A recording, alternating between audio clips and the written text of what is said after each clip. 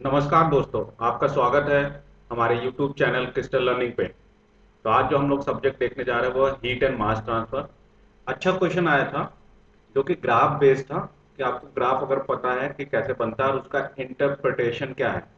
ये एक competitive exam में आया था, उसका नाम मेरे को पता नहीं लग पाया, किसी ने पूछा था बट वो आया कॉम्पिटिटिव एग्जाम में था, किसी स्टेट स्टेट कॉम्पिटिटिव एग्जाम या किसी अदर एग्जाम में आया था। अच्छा क्वेश्चन था कि एनटीयू को आप कैसे रिफर कर सकते हैं कि NTU refers to number of transfer units passes required for effective heat transfer. ये सारे ऑप्शन थे, compactness of heat transfer unit irrespective of heat transfer effectiveness. Then third option was the closeness of heat exchanger with its thermodynamic limit of operation। तो ये thermodynamic limit क्या होती है, ठीक है, क्लोजनेस। तो ये सेंटेंस का मतलब क्या है वो थोड़ा सा हम लोग आज के क्वेश्चंस में देखेंगे, ताकि एनटीयू को आपका फिजिकल सिग्निफिकेंस क्या होता है और उसकी वैल्यू से हम क्या क्या इंटरप्रेट कर सकते हैं। तो ये सारी चीजें आज हम लोग पढ़ेंगे, ठीक है। तो यहाँ पे हम लोग, मैं फिर से बता रहा हूँ कि यहाँ पे मैं डेरिवेशन नहीं कराऊंगा क्योंकि ये लेक्चर क्या है, ट्यूटोरियल क्लासेस है, ठीक है, लेक्चर क्लासेस नहीं है। ये सारी चीजें कैसे आई, मैं आपको बस फॉर्मूला बताऊंगा कि ये फॉर्मूला आया तो डायरेक्टली हम लोग ग्राफ डिस्कस करेंगे। ग्राफ से हम लोग ये सेंटेंस कैसे मिल रहा है, closeness of heat exchanger with its thermodynamic limit of operation. तो जो हीट ट्रांसफर इफेक्टिवनेस होता है, ये टॉपिक आपका किस में जाएगा, दैट इज हीट एक्सचेंजर। आप और डिटेल में पढ़ना है तो हीट एक्सचेंजर चैप्टर रिवाइज कर सकते हैं। हीट एक्सचेंजर, ठीक है। हीट एक्सचेंजर में आप जब टॉपिक पढ़ेंगे तो हीट ट्रांसफर इफेक्टिवनेस आएगा। तो वो क्या होता है, actual heat transfer rate upon maximum possible transfer rate.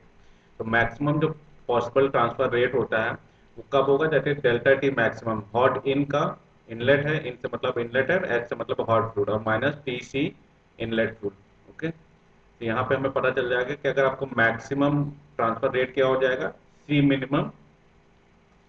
और सी मिनिमम क्यों होगा, ताकि ये चीज मैक्सिमम हो सके, ठीक है। तो इसलिए सी मिनिमम कैपेसिटी हीट रेशियो या तो हॉट फ्लूइड का मिनिमम होगा या तो कोल्ड फ्लूइड का मिनिमम, जिसका भी सी मिनिमम होगा उसके टर्म में जाएगा क्यू मैक्सिमम, क्योंकि हमें टी मैक्सिमम रखना है, ठीक है। इस कंडीशन में टी मैक्सिमम रखना है, तो T H inlet minus T C inlet. ये थोड़ा सा थ्योरी क्लास में डिस्कस कर सकते हैं बट अभी मोटा मोटा चीज देखना है। तो क्यू मैक्सिमम हीट ट्रांसफर में लिमिट पता चल गई कि मैक्सिमम पॉसिबल हीट ट्रांसफर कितना हो सकता है, थर्मोडायनेमिक लिमिट, तो ये है सी मिनिमम, ठीक है। अब इफेक्टिवनेस निकालने के लिए इफेक्टिवनेस क्या बोला, actual divided by Q dot maximum.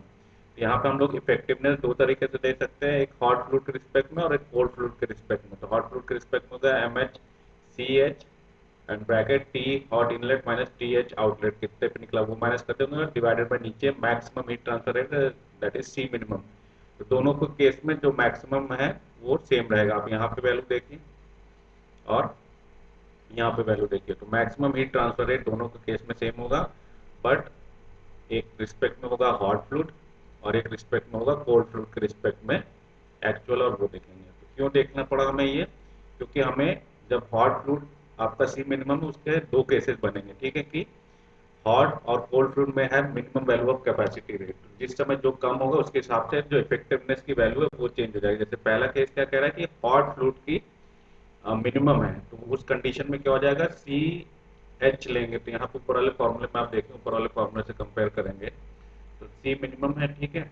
और यहाँ पे फॉर्मूला कौन सा होगा कि ये पता है कि हॉट फ्लूइड की सी मिनिमम है, तो ऊपर सी मिनिमम वही रख देंगे, तो जो हॉट फ्लूइड की तो सी मिनिमम कैंसिल होके केवल टेम्परेचर के टर्म में आ जाएगा। इसी तरह से जब कोल्ड फ्लूइड की होगी तो कोल्ड फ्लूइड वाला फॉर्मूला लेंगे, दिस वन, वहां पे सी मिनिमम रख देंगे तो सी मिनिमम कैंसिल होकर टेम्परेचर के टर्म्स में आ जाएगा। तो कभी कभी इफेक्टिवनेस को हम लोग क्या कहते हैं, टेम्परेचर इफेक्टिवनेस, क्योंकि यहाँ पे देख रहे हैं टेम्परेचर के टर्म में टेम्परेचर इफेक्टिवनेस, ठीक है।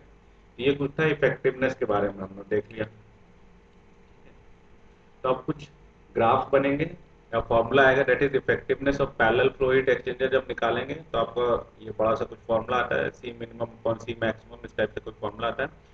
और हम लोग इफेक्टिवनेस को क्या है, एक dimensional group that is U A S upon C minimum, this quantity is known as number of transfer unit. तो एन का फॉर्मूला, एक ये क्वांटिटी जो इस फॉर्मूले में बन रही है, इसको हम लोग बोल देंगे number of transfer units. Okay, यहाँ पे दिख रहा है नंबर ऑफ ट्रांसफर यूनिट क्या, अगर यू आपका क्या है, ओवरऑल हीट ट्रांसफर कोफिशिएंट है, ए एस है सरफेस ट्रांसफर एरिया है, ठीक है, हीट एक्सचेंजर का सी मिनिमम।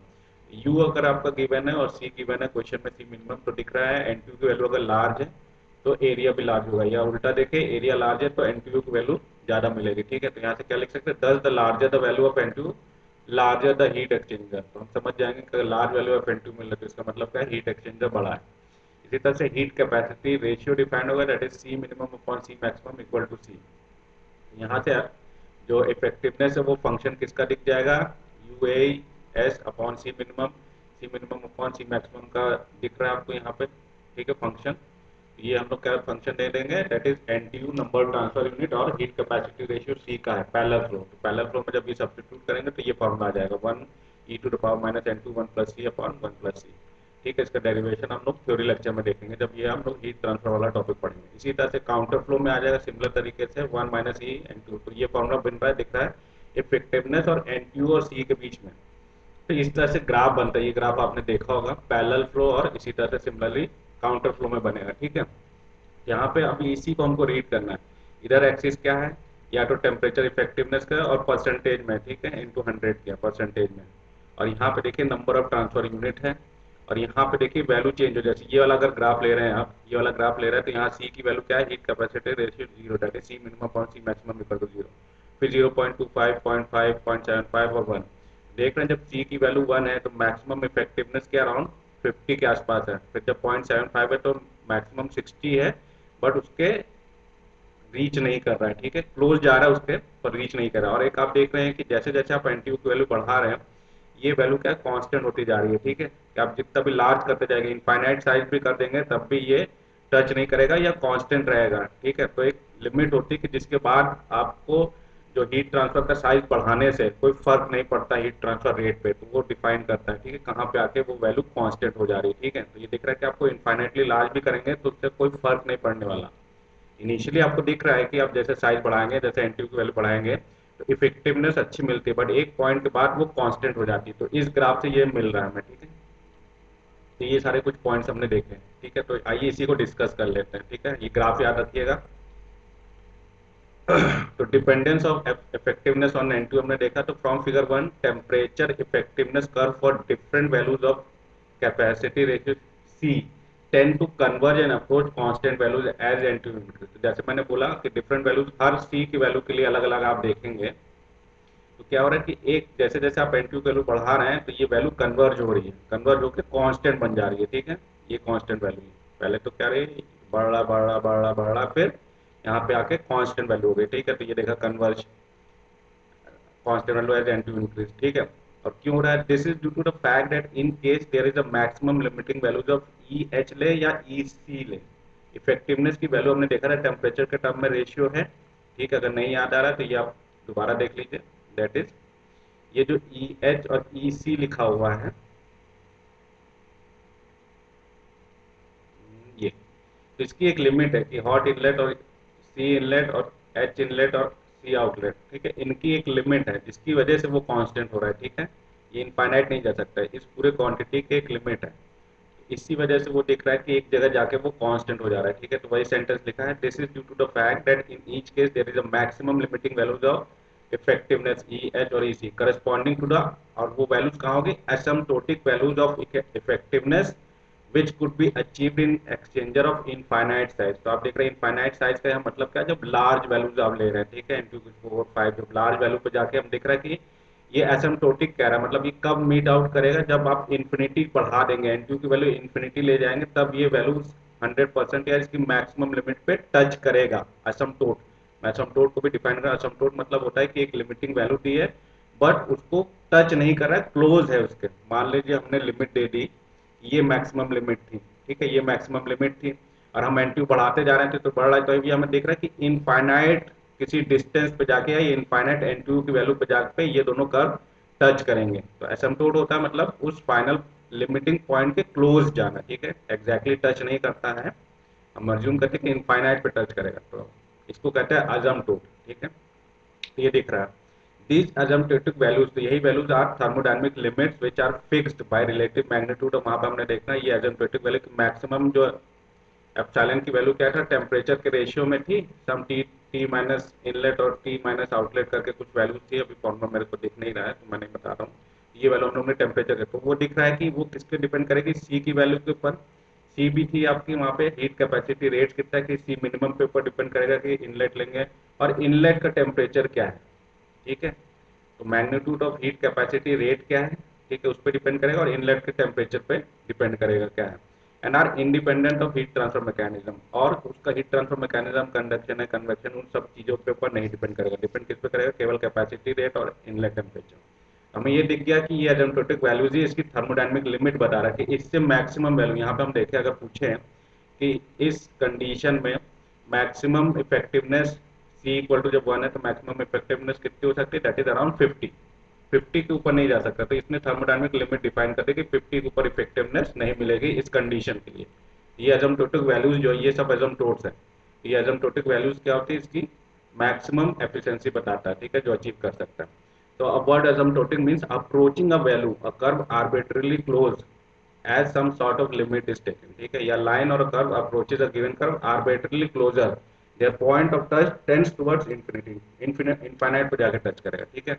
इसी तरह से और क्या देखा हम लोग ने, it is seen that at low NTU the exchanger effectiveness is generally at low value of NTU में, देखिए आप लो वैल्यूज एनटीयू में किसी भी आप वैल्यू सी के डिफरेंट वैल्यूज के लिए देखिए, जो इफेक्टिवनेस की वैल्यू क्या कम मिल रही है, ठीक है।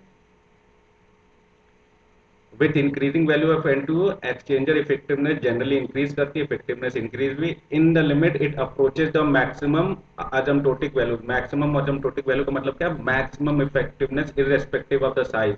आप उसके बाद साइज बढ़ाते भी जाइए पर वो कांस्टेंट ही वैल्यू मिलेगी, इसलिए बोला वो मैक्सिमम इफेक्टिवनेस, ठीक है। और the NTU asymptotically approaches infinity, हमने बोला एनटीयू की वैल्यू बढ़ाते बढ़ाते कहा इंफिनिटी, दैट इज यहाँ पे इंफिनिटी का मतलब क्या है, लार्ज वैल्यू ऑफ एनटीयू।